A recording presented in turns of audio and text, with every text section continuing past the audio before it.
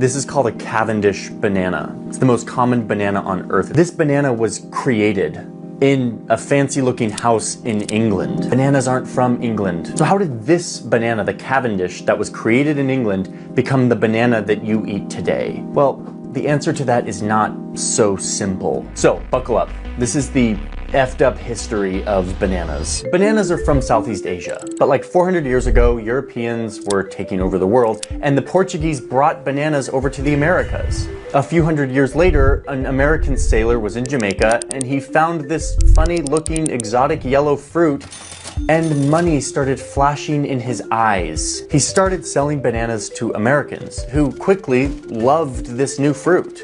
Bananas were trending. People were talking about it. So then fast forward to nearly the end of the 1800s, and you have the World's Fair where all the people show up and show off their new technology. At the fair, you've got this guy, Alexander Graham Bell, who's showing up with his cute little new invention that's about to change the world. But another crowd favorite at the expo was the banana.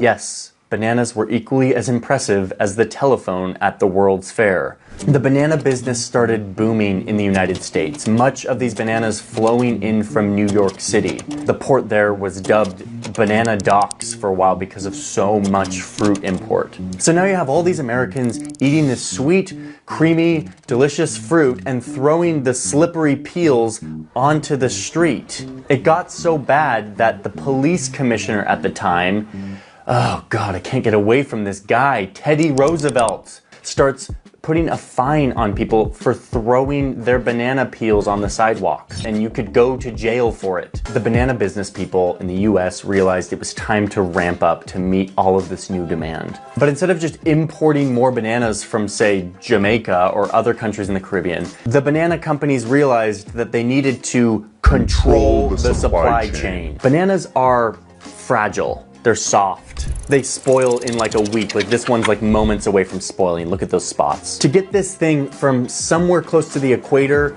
all the way to New York City and then into someone's market and then into somebody's home, all without it being crushed and without it spoiling, is a fragile, quick, expensive process. And the only way to do it profitably is to do a lot of it. So it's like 1900 at this point. There's a banana gold rush happening. There's a bunch of companies trying to figure out how to control the supply chain. And then they decide to sort of merge together and become this one super company called the United Fruit Company. And their plan for combining was to control everything, control the supply chain. They turned their attention completely to Central America, where they know bananas could grow abundantly and where, oh,